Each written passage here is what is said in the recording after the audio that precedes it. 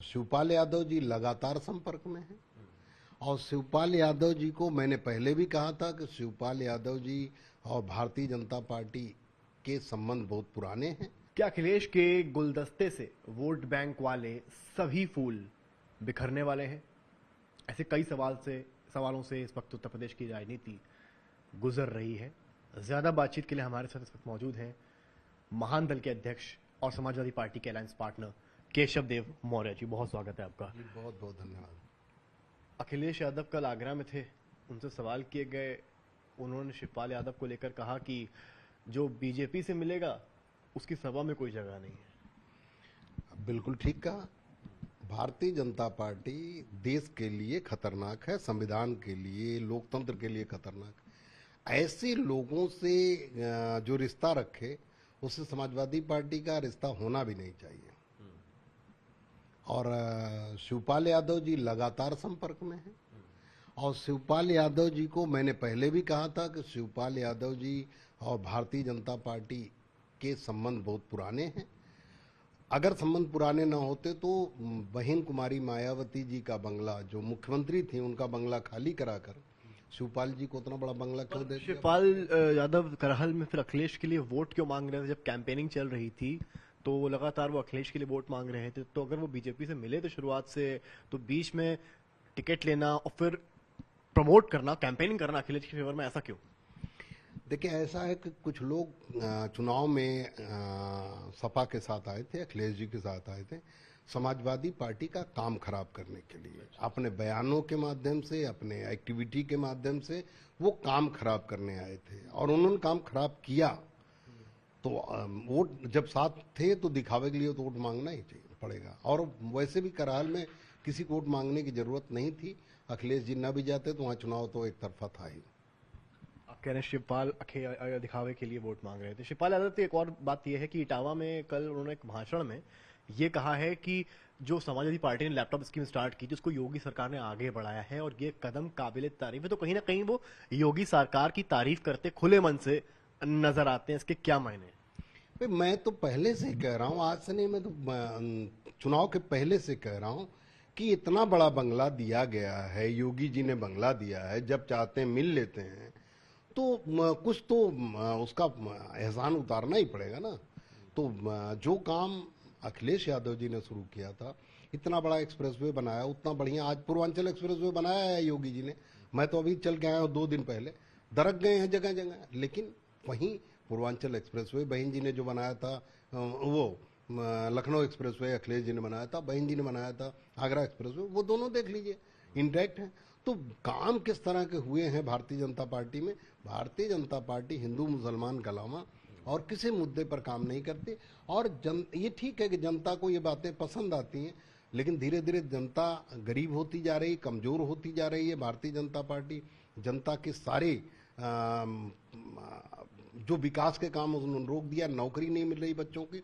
आने वाले समय में उत्तर प्रदेश की जनता आदिवासियों की तरह जीने के लिए मजबूर हो जाएगी, क्योंकि विकास के काम नहीं। जयंत चौधरी की बात कर लेते हैं। जयंत चौधरी कल एकदम से रामपुर चले गए और वहाँ अब्दुल्ला आजम से मिले, तंजीम फातिमा से मिले, और ऐसे वक्त पे मिले जब बताया जा रहा है कि आजम खान के खेमे और अखिलेश यादव को लेकर नाराजगी का दौर है। जयंत के वहां जाने के क्या मायने हैं? लोग ये भी कह रहे हैं कि अजयंत कुछ बी टीम की तरह काम कर रहे हैं, किसी के साथ मिले हैं, क्या मतलब है?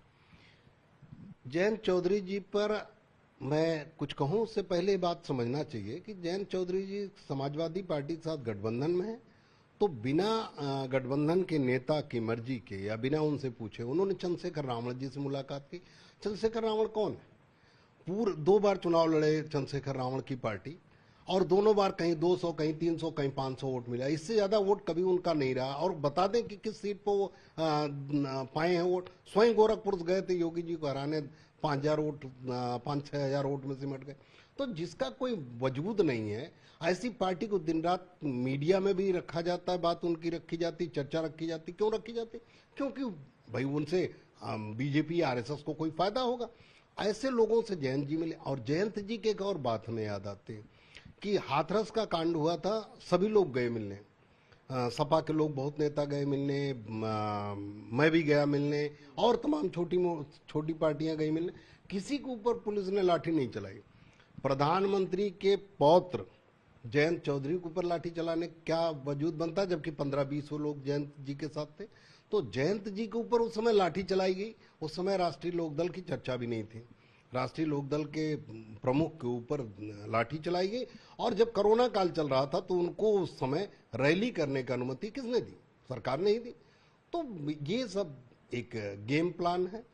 और भाई मैं आरएसएस की बात करूंगा कि आरएसएस एक चुनाव खत्म करती, दूसरा चुनाव शुरू करती, और आरएसएस के कई हाथ हैं। तो दूसरे सर केंद्र में बीजेपी की जगह दूसरे हाथ को लाने का प्रयास हो रहा है, इसलिए सब चल रहा है। मतलब जयंत चौधरी आरएसएस के हाथ है, बीजेपी के हाथ है? नहीं, मैं उनको नहीं कह रहा हूं, मैं ये कह रहा हूं कि मैं आरएसएस दूसरे हाथ को सत्ता में लाने का, उत्तर प्रदेश में विकल्प बनाने का, इसीलिए हिंदू मुसलमान इतना हो रहा है, इसलिए मुसलमानों के साथ जाति इतनी हो रही है, जिससे पर जयंत का आजम खान से एकदम से जाकर मिलना, फैमिली से एकदम से जाकर मिलना, क्या प्लानिंग होगी? मतलब क्या क्योंकि आपने जैसा कहा कि विंग एंड अलायंस पार्टनर, उनको अखिलेश से बात करनी चाहिए थी शायद, पर वो ऐसे ही मिलने चले गए। क्या वो किसी और के लिए खेल रहे हैं? देखिए, सब खेल समाजवादी पार्टी को कमजोर करने का हो रहा है, कि जिससे लोकसभा चुनाव में समाजवादी पार्टी को मनमाना तरह से दबाया जा सके, समाजवादी पार्टी को किसी पार्टी से अलायंस कराया जा सके और कम सीटों पर मनाया जा सके, इसलिए ये खेल हो रहा है। अखिलेश से जब पूछा गया जयंत को लेकर तो अखिलेश भी थोड़ा नाराज नजर आए। उन्होंने कहा कि उनको इस बारे में जानकारी नहीं है और उन्होंने उनसे नहीं पूछा, वो मिले हैं जाके, तो ये अच्छी बात है। मतलब इसमें अखिलेश का भी रुख जो है सामने आया है। देखिए, आदरणीय अखिलेश यादव जी बड़े नेता हैं, उन्होंने कोई बयान दिया होगा तो सोच समझ के दिया होगा। और मैं मानता हूं, जहां तक मेरा मानना है, कि जयंत चौधरी जी नेता हैं और गठबंधन में हैं, तो उन्हें गठबंधन धर्म का पालन करना चाहिए था। अगर किसी से मिल रहे हैं तो कम से कम गठबंधन नेता अखिलेश यादव जी से बात करके तब कुछ काम करना चाहिए था। अपने मन का करने का मतलब ये है कि आप गठबंधन धर्म का पालन नहीं कर रहे, जिस गठबंधन से आपने चुनाव में फायदा उठाया। मुस्लिमों में थोड़ा नाराजगी है, ऐसा सुनने में आ रहा है। आजम खान का स्पेशली जो खेमा है, अभी पूर्व मंत्री हैं, उन्होंने भी अखिलेश जी की तस्वीर वगैरह गिरा दी और कई सारा ड्रामा हुआ वहां पर। क्यों नाराजगी? क्या रीजन है कि आजम खान का खेमा अखिलेश यादव से खफा है और समाजवादी पार्टी है, इससे कैसे उभरेगी? क्योंकि मुस्लिम वोट अखिलेश के लिए ही नहीं, पूरी पार्टी के लिए बहुत जरूरी है। देखिए, एक तो मुझे शर्म आती है कि कुछ मीडिया चैनल इस तरह के लोगों का दिखा रहे हैं कि इस्तीफा दे दिया। समाजवादी पार्टी लोहिया वाहिनी के नगर अध्यक्ष क्या हैसियत होती है? नगर उपाध्यक्ष क्या हैसियत होती है समाजवादी पार्टी में? अरे, समाजवादी पार्टी किसी बड़े नेता ने इस्तीफा दिया हो तो आप दिखाओ। आजम खान साहब के सवाल पर मैंने कहा कि जितनी इज्जत आदरणीय अखिलेश यादव जी आजम साहब को देते हैं, उतनी मैंने किसी नेता को, किसी राष्ट्रीय अध्यक्ष देते हुए नहीं सुना। हाँ, ये ठीक है कि आजम साहब को लगातार तोड़ने का प्रयास आरएसएस के द्वारा किया जा रहा है। बीजेपी, आजम साहब कोई बहुत बड़े अपराधी नहीं, उनसे बड़े बड़े अपराधी पड़े हैं। रायबरेली में अभी दलित समाज के एक बच्चे को गांव के दबंग ठाकुरों ने मारा और मारकर जूता चटवाया और कहा कि तुम्हारे बाप दादा पहले हमारे सामने बैठते नहीं तो तुम अकड़ के कैसे चलोगे? क्या योगी जी ने उनके ऊपर बुलडोजर चलाया क्या? इतना बड़ा अपराध जो संविधान की धज्जी उड़ा रहा है, कहां लिखा है ठाकुर के आगे हमें दलितों पिछड़ों को नीचे बैठना है? कहीं लिखा है क्या? क्या इतना जघन्य अपराध करने वाले उत्तम ठाकुर के घर के ऊपर बुलडोजर चला क्या? वो अभी भी गायब है। 5-6 लोग पकड़े गए, लेकिन मेन एक्यूज जो है अभी गायब है। क्या योगी जी चलाएंगे बुलडोजर? ओम प्रकाश राजभर को लेकर भी बीच में बड़ी हवा चली कि भाई वो भी जो है जा सकते हैं। तो कहीं ना कहीं अलायंस पार्टनर्स को लेकर बड़ी चर्चा है कि जो गुलदस्ते सजाए थे, कहीं वो फूल उखाड़ने तो नहीं लगे हैं। राजभर को लेकर भी चीजें क्लियर नहीं है बहुत। देखिए, चुनाव में अलायंस बनते हैं और चुनाव के बाद अलायंस टूटते हैं, नए अलायंस बनते हैं।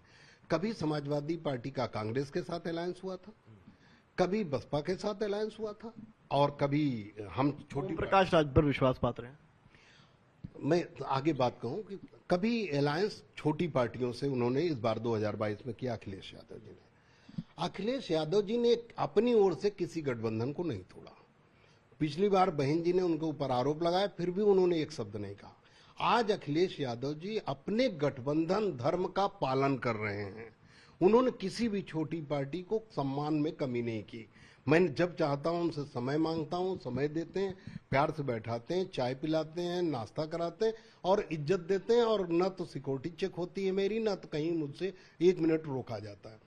तो उन्होंने अपने गठबंधन के सारे धर्म निभाए हैं, सारी छोटी पार्टियों, हमारी क्या हैसियत है उनके सामने, फिर भी वो सम्मान देते हैं, और सम्मान देकर वो सम्मान भी देते हैं, बैठाते हैं, हालचाल लेते हैं, और जो भी हमारी परेशानी उसे भी पूछते हैं। तो गठबंधन धर्म का अखिलेश जी पूरा पालन कर रहे हैं, लेकिन ये दुर्भाग्य है कि अखिलेश जी के साथ जितने गठबंधन पार्टनर थे, चाहे बहन जी थी और चाहे कांग्रेस थी और चाहे आज हम लोग हैं, हम सब लोग गठबंधन धर्म का पालन नहीं कर रहे हैं, चाहे केशव देव मौर्य हो, चाहे जयंत चौधरी हो, और चाहे ओम प्रकाश राजभर हो। केशव देव मौर्य किस तरह से नहीं कर रहे? भाई हमने भी बयान दिए, चुनाव के बाद बयान देने की क्या जरूरत थी? चुनाव के बाद बयान हमें अपने नेता से पूछ के देना चाहिए था।